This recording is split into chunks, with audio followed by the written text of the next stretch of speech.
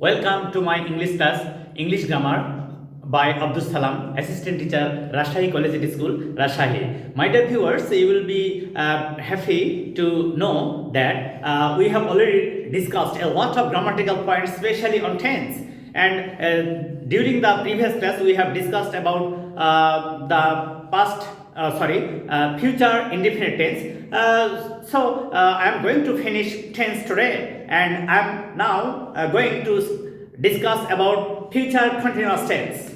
Future continuous tense. Yes, it is our discussion point at first today, but if we get time, I would like to finish tense discussion today. Okay, look at it. সে একটি কবিতা পড়তে থাকবে।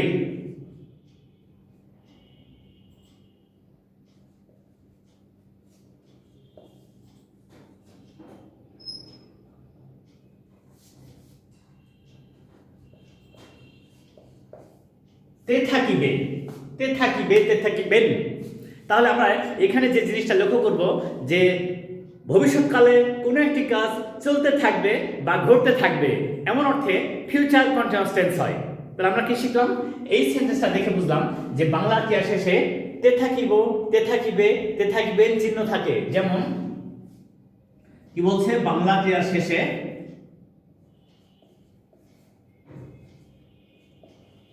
ক্রিয়ার শেষে তে থাকিব, তে থাকিবে, তে থাকিবেন চিহ্ন থাকে। তে থাকিবেন চিহ্ন থাকে। একেবারে সহজ। তাহলে আমরা কি দেখলাম এখানে? এই সেন্টেন্সটা সে একটি কবিতা পড়তে থাকবে, তার মানে ভবিষ্যতে কোনো একটা কাজ চলতে থাকবে। তাহলে এইটুকু দেখে আমরা কি বুঝলাম? আমরা বুঝলাম যে ভবিষ্যৎকালে কোনো একটি কাজ চলতে থাকবে বা ঘটতে থাকবে, এরূপ অর্থ প্রকাশ পেলে ফিউচার কন্টিনিউয়াস টেন্স হয়। ওকে, এটা তো গেল বাংলার কথা। তাহলে এই ধরনের সেন্টেন্সকে আমরা ইংরেজিতে কিভাবে প্রকাশ করব? আমরা সেটা নিয়ে এখন কাজ করব। সেটা কি? কে, সে, he or she, he or she. Future continuous টেন্সকে বোঝানোর জন্য অক্সিলারি ভার্ব হয় শ্যাল বি অথবা will be. Will be, she will be reading। যে কোনো কন্টিনিউয়াস টেন্স মানে verb plus ING. she will be reading কি? a poem।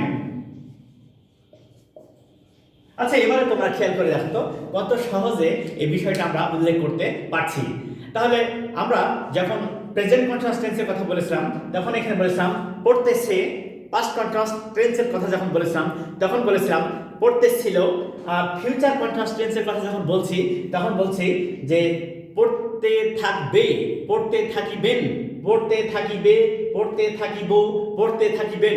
এই সমস্ত এক্সপ্রেশন থাকবে বাংলা ক্রিয়া শেষে। আর ইংরেজিতে কি হবে? ইংরেজিতে একেবারে সহজ। আমরা যদি পাস্ট কন্টিনিউয়াস এবং প্রেজেন্ট কন্টিনিউয়াস টেন্সের কথা একটু ভাবি, তাহলে কিন্তু কোনো চেঞ্জ নেই। সামান্য অক্সিলারি ভার্ব চেঞ্জ করলেই ফিউচার কন্টিনিউয়াস টেন্স হয়ে যাচ্ছে। কেমন? এখানে ছিল এম, ইজ, আর, তখন ছিল প্রেজেন্ট কন্টিনিউয়াস টেন্স। পাস্টে ছিল কি? ওয়াজ অথবা ওয়ার। এটা পাস্ট কন্টিনিউয়াস টেন্স। এই দুইটাকে যখন আমরা চেঞ্জ করছি শ্যাল বি অথবা উইল বি দ্বারা, শ্যাল বি অথবা উইল বি দ্বারা, তখন কিন্তু ফিউচার কন্টিনিউয়াস টেন্স হয়ে যাচ্ছে। তাহলে আমরা কি শিখলাম? আমরা শিখলাম ভবিষ্যৎকালে কোনো একটি কাজ চলতে থাকবে বা ঘটতে থাকবে, এইরূপ অর্থ প্রকাশ পেলে ফিউচার কন্টিনিউয়াস টেন্স হয়। একেবারে সাধারণ। বাংলা ক্রিয়া শেষে তে থাকিব, তে থাকিবে, তে থাকিবেন চিহ্ন থাকে। ওকে, নাইস। আর একে আমরা যখন ট্রান্সলেট করব, I would like to say that though it is a grammar class of English, but we have to think about it too much that at first we think about Bangla as our mother tongue is Bangla. So in this way we can develop our ideas and thoughts to make it confident. Am I right? Okay, now K subject। K এটা হচ্ছে subject. আর continuous টেন্সকে বোঝানোর জন্য আমরা ব্যবহার করলাম shall be বা will be. Future continuous টেন্সকে ব্যবহার করার জন্য, প্রকাশ করার জন্য আমরা ফিউচার কন্টিনিউয়াস টেন্সকে লেখার জন্য শ্যাল বি অথবা উইল বি ইউজ করি। যদি subject second person, third person এরূপ বোঝায় তখন হবে উইল বি, আর ফার্স্ট পারসন হলে শ্যাল বি। আর আমি কিন্তু বহুবার তোমাদেরকে বলেছি একটা কথা, মজার ব্যাপার, যে কোনো কন্টিনিউয়াস টেন্স মানে ভার্ব প্লাস আইএনজি। যে কোনো কন্টিনিউয়াস টেন্স মানে ভার্ব প্লাস আইএনজি। সেক্ষেত্রে রিড ভার্বের সাথে রিডিং হয়ে গেল, আর এটা অবজেক্ট, এটা অবজেক্ট। তবে সবসময় অবজেক্ট থাকে তা কিন্তু না, আমাদের এক্সটেনশনও ব্যবহার করা লাগতে পারে। যেমন দেখো, আমি আগামীকাল পুকুরে সাঁতার কাটতে থাকব, থাকিব। আমরা একেবারে স্পষ্ট সাধারণ কথা বুঝতে পারছি যে বাংলা ক্রিয়া শেষে তে থাকিব, তে থাকিবে, তে থাকিবান চিহ্ন থাকে, একেবারে তখন আমরা ধরে নেব যেটা ফিউচার কন্টিনিউয়াস টেন্স আছে। কে? আমি, আই। তাহলে এটা আই ফার্স্ট পারসন, তাহলে শ্যাল বি। কি করব? সাঁতার কাটতে থাকবো, I shall be swimming. I shall be swimming. কোথায়? ইন দি পন্ড। কখন? আগামীকাল, টুমরো।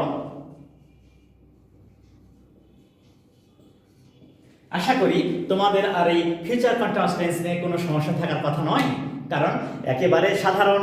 সেটা বলছে কি, ভবিষ্যৎকালে কোনো একটি কাজ চলতে থাকবে বা ঘটতে থাকবে। ভবিষ্যৎকালে কোনো একটি কাজ চলতে থাকবে বা ঘটতে থাকবে, এইরূপ অর্থ প্রকাশ পেলে ফিউচার কন্টিনিউয়াস টেন্স হয়। এইরূপ অর্থ প্রকাশ পেলে ফিউচার কন্টিনিউয়াস টেন্স হয়। সেই দৃষ্টিতে আমাদের এটা বলছে, আমি আগামীকাল পুকুরে সাঁতার কাটতে থাকবো, তার মানে ওই কাজটা চলমান থাকবে।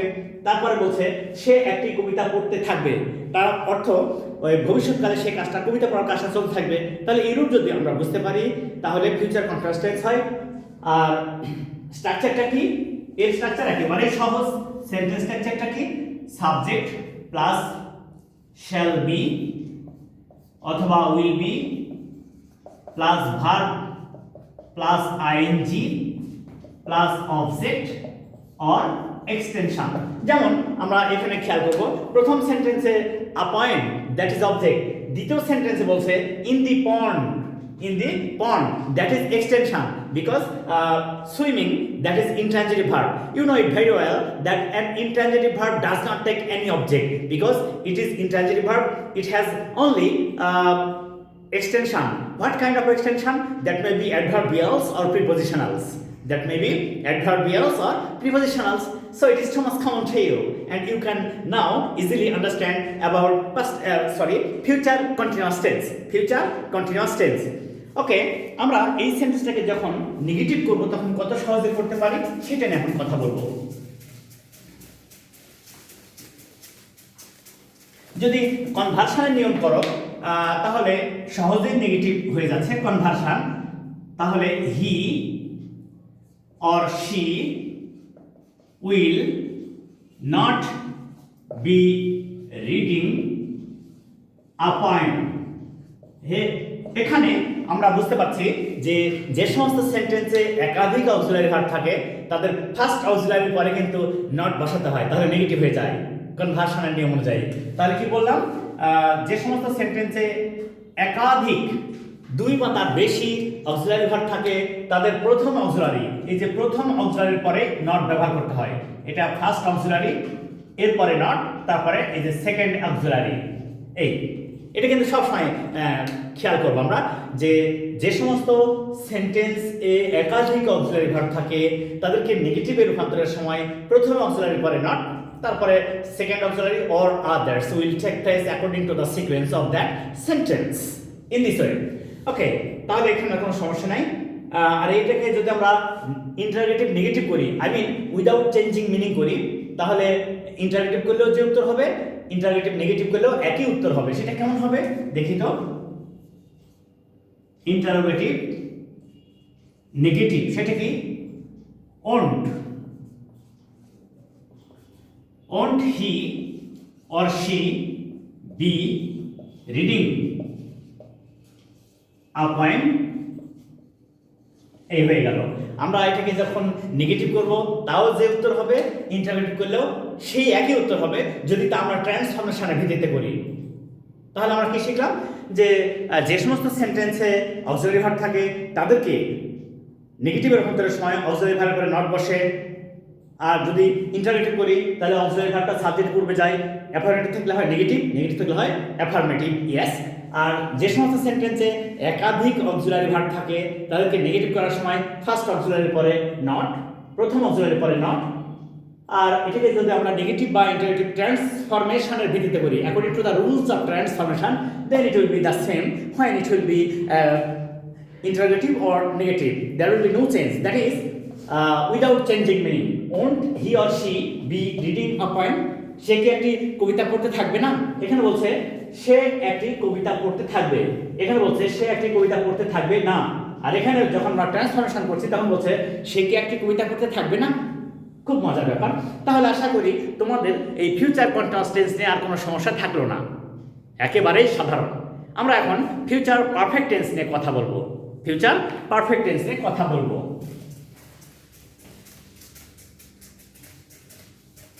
আমরা চেষ্টা করব আজকে এই টেন্সের আলোচনাটা শেষ করে, আমাদের তো সামনে আরো অনেক গ্রামাটিক্যাল পয়েন্টস আছে, আমরা পর্যায়ক্রমে একাধিক ভিডিও তৈরি করব এবং আমার এই যে প্রচেষ্টাটা লার্নিং ইংলিশ ইজি ওয়ে, এই প্রচেষ্টা থেমে থাকবে না। By the help of Allah, I will try my best to continue it for the betterment of my viewers. Okay, now future perfect tense. It is very easy also. Future perfect tense. তাহলে কি এটা আমরা দেখছি যে আমরা একটা উদাহরণ দিয়ে আগে দেখি তো। সে 80 বার পূর্বেই আমি একটি ছবি আঁকিব।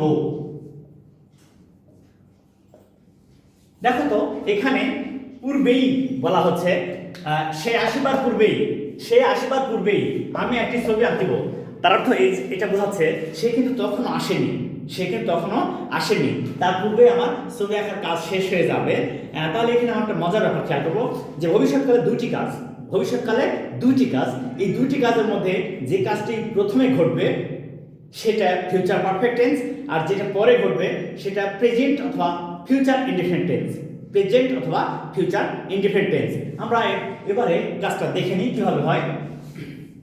আমি একটি ছবি আঁকব, আমার প্রথম কাজ I shall have drawn a picture before he will come.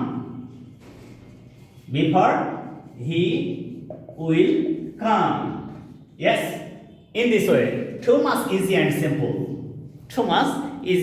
simple. তাহলে আমরা কি শিখলাম? আমরা এখানে শিখলাম ভবিষ্যৎকালে দুইটি কাজ হবে, তার মধ্যে যে কাজটা অপেক্ষাকৃত পূর্বে ঘটবে সেটা ফিউচার পারফেক্ট টেন্স, আর যে কাজটা পরে ঘটবে সেটা হবে future indefinite or present indefinite. আমরা আবারও সেন্টেন্স স্ট্রাকচারটা খেয়াল করব। আমরা কিন্তু পূর্বেই ফিউচার ইনডিফিনিট টেন্সের আলোচনা করেছি, সেটা কি subject plus shall or will plus verb, base form of verb. In this way, you can easily make a future indefinite tense. Okay. Now, I would like to mention that future perfect. তোমাদেরকে আমি কিন্তু বহুবার বলেছি, perfect means finished, completed, done. তাহলে future perfect যখন বলছো তখন ভবিষ্যৎকালে একটা কাজ শেষ হয়ে থাকবে। এই শেষ হয়ে যাওয়ার কথাটাকে বোঝাতে আমরা পারফেক্ট টেন্স আমরা কিন্তু বহুবার বলেছি, যে কোনো পারফেক্ট টেন্স অর্থই হচ্ছে মূল ভার্বের past participle form of the base verb, যেহেতু এটা ফিউচার পারফেক্ট টেন্স তাই অক্সিলারি ভার্ব হবে shall have, will have, subject. তাহলে এবার স্ট্রাকচারটা কি দাঁড়ালো? সাবজেক্ট প্লাস শ্যাল হ্যাভ অথবা will have plus past participle form of the verb plus object, আর বিফোর এখানে কানেক্টরস হিসেবে কাজ করছে, আর সেই ক্ষেত্রে এরপরে ফিউচার ইনডেফিনিট টেন্স হলো। এইভাবে আমরা শেষ করব কাজটা। তাহলে আমরা কি বলছি যে ভবিষ্যৎকালে দুটি কাজের মধ্যে যে কাজটি শুরুতে হবে সেটা বা প্রথমে হবে তা ফিউচার পারফেক্ট, আর যেটা পরে ঘটবে বোঝাবে সেটা ফিউচার ইনডেফিনিট বা present indefinite in this way. Okay, I shall go out after he will have come to me. এবারে দেখো আফটার দ্বারা যুক্ত করলাম, এখানে বলছে after he will have come to me, মানে সে আসার পরে আমি বাইরে যাব, সে আমার কাছে আসার পরে আমি বাইরে যাব, তার মানে সে প্রথমে আমার কাছে আসবে তারপরে আমি বাইরে যাব। তাহলে যেহেতু প্রথম কাজটা এইটা, তাহলে এটা ফিউচার পারফেক্ট আর এইটা ফিউচার ইনডেফিনিট।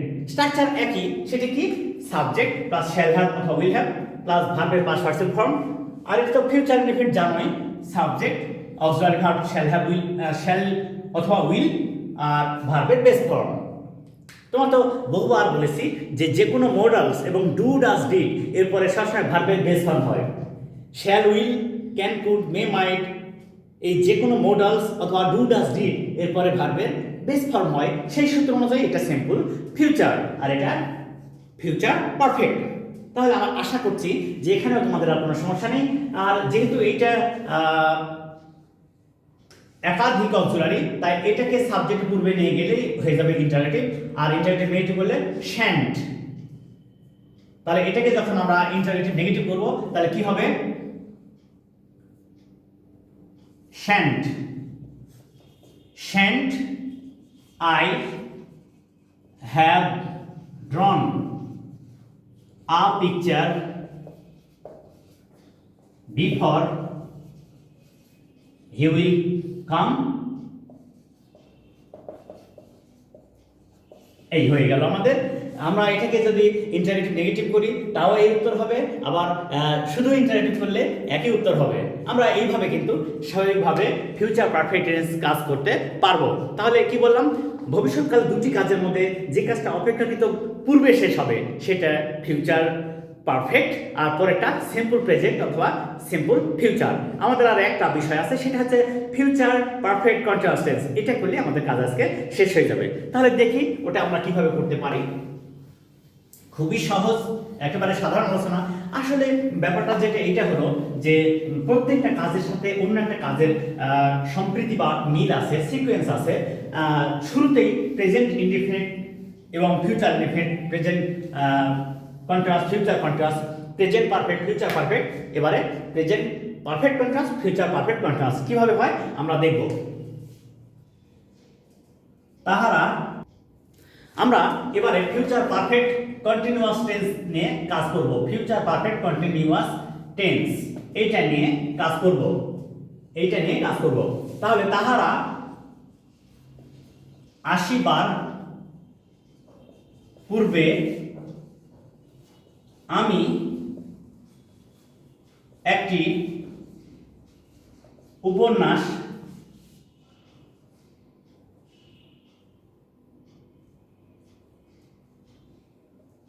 পড়িতে থাকিব। দেখো তো এই সেন্টেন্সটা কেমন হচ্ছে? তারা কিন্তু তখন আসেনি, কিন্তু আমি তার পূর্বেই উপন্যাস পড়তে থাকবো। তার মানে আমার উপন্যাস পড়ার কাজটা কিন্তু চলতে থাকবে, ওটা গোয়িং অন অ্যাকশন, ওটা গোয়িং অন অ্যাকশন। সেই ক্ষেত্রে আমরা সহজেই কি করব? এইটা ফিউচার পারফেক্ট কন্টিনিউয়াস টেন্স করব, কারণ তোমরা তো জানো যে কোনো কিছু চলমান ঘটমান হলেই কন্টিনিউয়াস টেন্স হয়। আর যেহেতু এই কাজের পূর্বে এটা লং টাইম ধরে চলছে, তাহলে এটা হবে ফিউচার পারফেক্ট কন্টিনিউয়াস টেন্স। আর এটা সিম্পল প্রেজেন্ট বা সিম্পল ফিউচার। সেটা কি? আমি একটি উপন্যাস পড়তে থাকব। I shall